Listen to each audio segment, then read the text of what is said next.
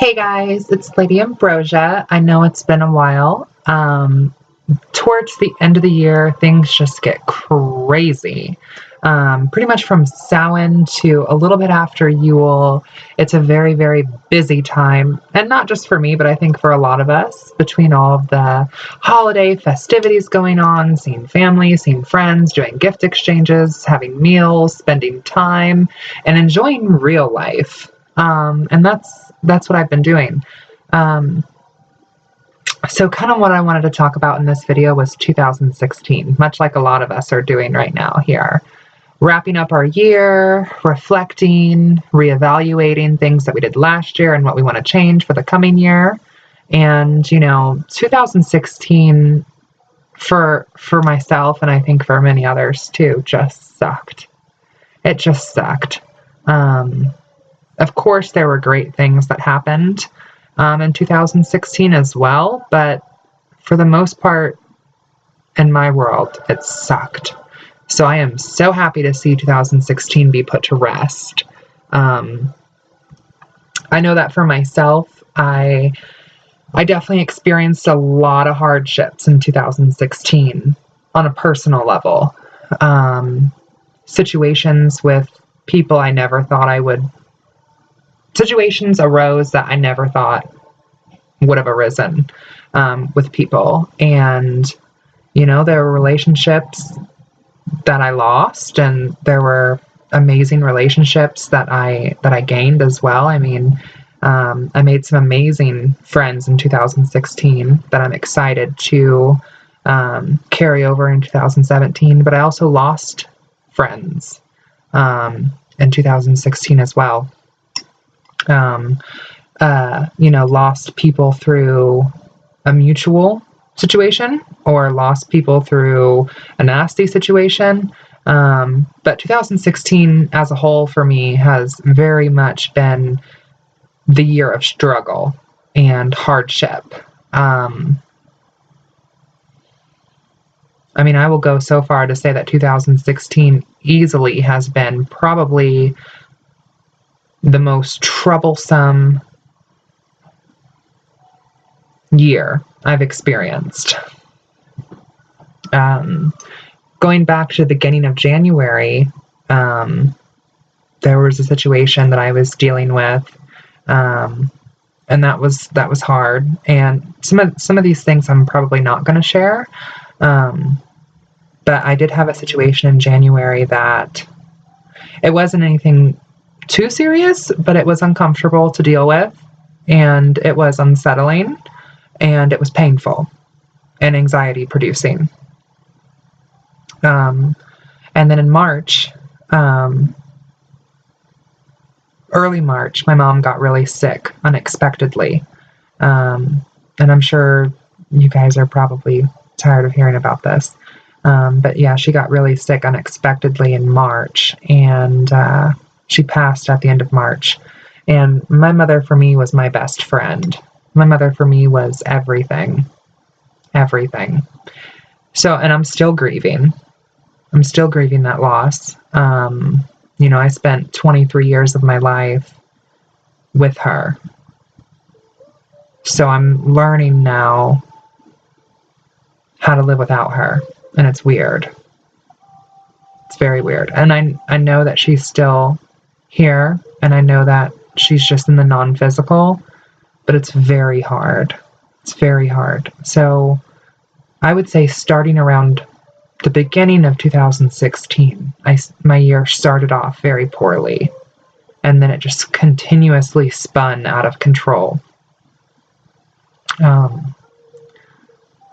that happened in March, and then her celebration of life was early April, and that was really hard. It was beautiful. It was so beautiful, and it gave us a lot of closure, but I just wasn't ready for it, and it was very hard. And we have a pretty big family, and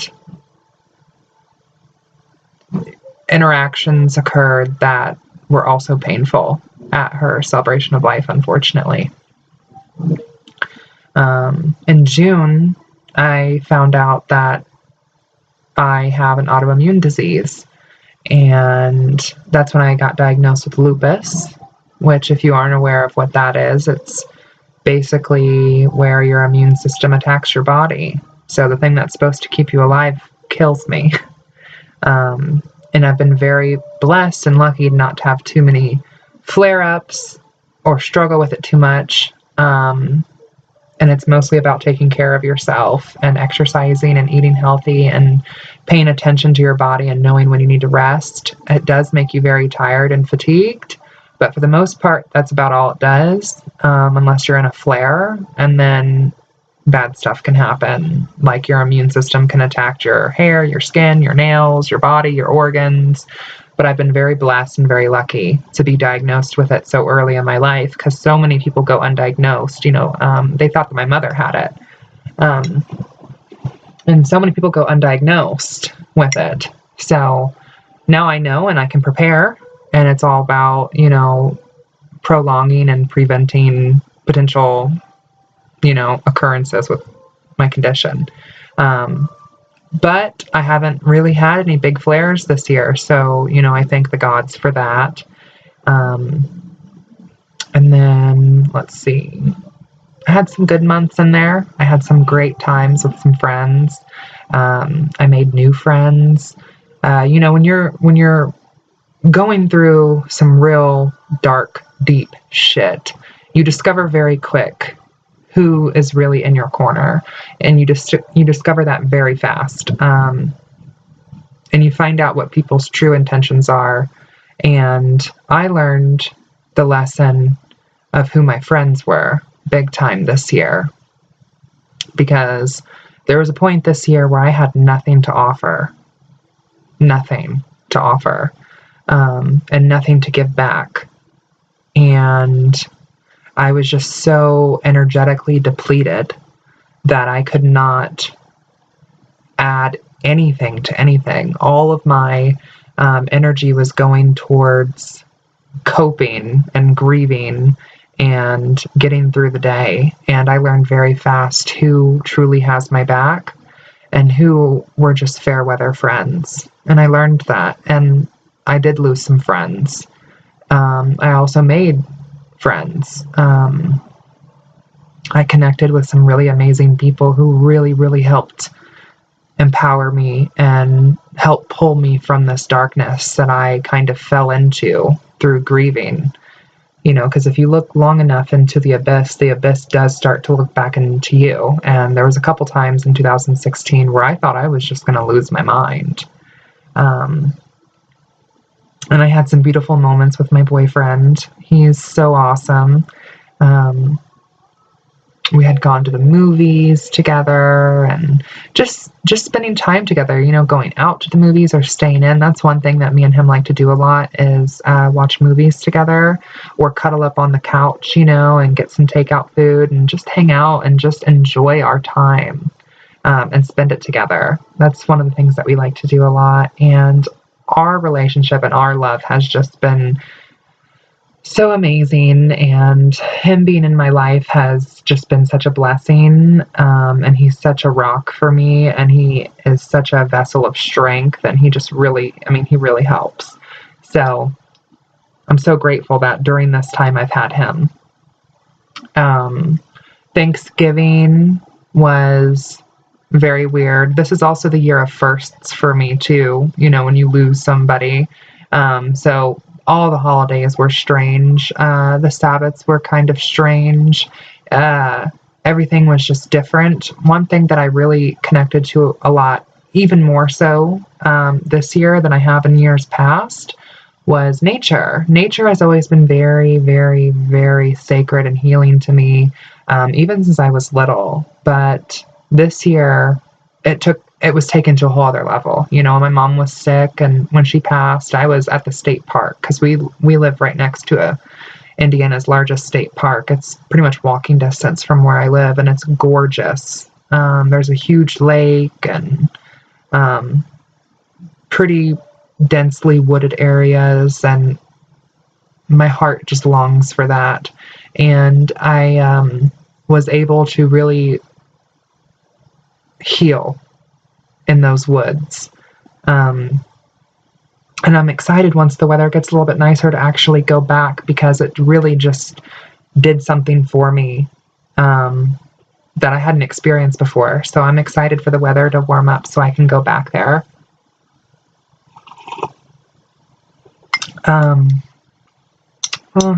let's see what else. Oh, I did make I made a really cool new friend, and I'm not going to mention her name on here just yet, but she's amazing. And, if you're watching this, you know who you are. Me and her have so much in common. It's unreal. It is. I just actually met her through like a friend, and we didn't really know each other before, so we thought. And come to find out, we have more than a handful of things in common, and we share almost the exact same experiences. And, we're both going through a time of grief, and we bonded over our time of grief. And it was funny because we met up at this Thai restaurant, and we had a heart to heart like I haven't had with someone who I'm not close with. And upon meeting her, it was almost like meeting an old friend, or meeting like a lost sister of sorts. It was different. It wasn't usually, when I tend to meet people like in real life, I tend to be more guarded. I would consider myself an extroverted, friendly person for the most part, but I just am not as open. And with her, it's like she's family or something. I don't know. Maybe we were sisters in a past life, or, who knows, but she's amazing, and she brings me so much joy as well. And we've been texting back and forth, and yeah, she's cool, guys. She's real cool. Christmas Day, I spent it at my grandmother's house. And for those of you who are friends with me on Facebook, you might have saw my post. I have 2 dogs. I have a pug named Yen, and I have a Pekingese Chihuahua mix named Mina. And Mina's maybe 4 pounds. Well, my mom had a Shar-Pei mix, and ever since my mom has passed, her Shar-Pei mix has been very just acting out. Bella, that's the Shar-Pei mix, was my mom's baby. So with mom gone, it's really been hard for everyone, including the all of my mom's children, including the 4-legged children. And someone threw like a piece of ham on the ground or something, and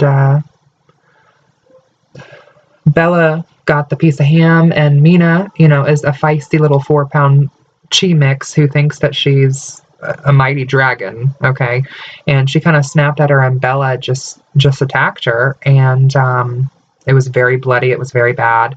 My boyfriend got Bella off of her, and I scooped Mina up real quick, and she was covered in blood. I was covered in blood. There was blood everywhere. We freaked out, and we took her to the nearest emergency animal hospital, and thank the gods she didn't die. She had several lacerations. She had to get stitches. She was on pain meds. So I've been dealing with that as well. So that was, just when I thought the year possibly couldn't get worse, right there towards the end. My dogs, to me, are more than that. They're my children. So I was devastated when my baby was hurting like that and was attacked. She was mauled, like, bad. So I've been very, like, helicopter mom, like, watching her, making sure she's getting her meds, making sure she's not hurting herself. We have a little area set up for her in the kitchen, and she's been doing much better, and she's going to be okay. It's just I'm a stressed out mama about it. What else do I have to say for 2016 besides fuck 2016? Just fuck it. Our political climate, don't get me started on, okay? Election years are always chaotic and drama-filled. and I think they bring out some of the worst in people this year, especially. I just can't believe what is going on in the political world here in America. It makes me ashamed. Yeah, makes me ashamed. It's awful. As far as my spirituality goes, 2016, I have felt the Morrigan really test me. As a witch, I have felt very tested this year with a lot of the things that I've gone through. And I do think that I am coming out stronger, but it has taken a toll. And I'm just now kind of getting to the point where some of the things that happened, I'm able to talk about with several close friends. And I know that that helps talking about it. And it is making a difference. And I can feel myself healing. But it's a slow process. It is a slow process. And I guess it's maybe more about the journey than it is about, the end game. My spirituality for me has been such a saving grace this year. And I feel like I have developed so much of myself and learned so much about myself and my ancestors and my family and where we come from and what we're about and who we are and who I am in this year. So for Samhain, I'm mostly focused on worshiping and honoring my ancestors. I didn't really focus as much on the New Year aspect. And I wanted to do a little ritual on New Year's Eve, but unfortunately I didn't have the time. So I'm probably going to end up doing that tonight. And I'm going to write out a petition of, things I want to accomplish in the new year and things I want to work on in the new year and burn that and have my gratitude list of things that I am thankful for. Because even though, like I said, this year by far easily has probably been the worst I've experienced in this life. This year has sucked, 2016, but there are still things to be thankful for. And not that you always have to have a silver lining, but there are things to be thankful for. And I do want to pay my respects to that. So I'll probably be making a gratitude list. On my channel, I had kind of started the YouTube Pagan Challenge, but now, since it's 2017, they're making a new one. So I'll probably start doing 2017's Pagan Challenge, and I probably won't make any more videos for the 2016's Pagan Challenge. So that's that. As far as my channel goes, I'm going to still try to make regular content. Now what that means, I have nothing planned. I'll just pop videos up when I have a chance, talk about stuff that I want to, and I'm making zero commitments on how many I might post or what they will be about. They'll still be about paganism, witchcraft, the occult, folklore, stuff pertaining to my channel. But I have been asked by a couple different people about collab channels and joining them and, being a part of the community on, a larger scale. And I do want that. I would really like to get more active in the pagan community, whether it's here in Indiana in person or here on YouTube online, but I don't think that I'm ready just yet to be able to make a full commitment to scheduled videos. So for those of you who have asked me if I would be interested in doing a collab channel with you, I am so honored and so appreciative that you would even think of me, and truly flattered. And I would love to in the future. I'm not quite ready just yet. I haven't quite put my pieces back together. And I think it would be unfair to anyone watching the collab channel and the people who I'd be doing the collab channel with to have me be kind of a hot mess. And I don't think it would be fair to myself to cheat myself out of this grieving time and this healing time. So like I said, I am so thankful that I was even asked. And to be asked by several people is really such a compliment. So don't think that me saying no is in any way a diss, because it's not. I'm so appreciative. And I'm so thankful for all the relationships I have made here on YouTube. And I hope all of you are going to have the most awesome 2017. Many blessings, guys.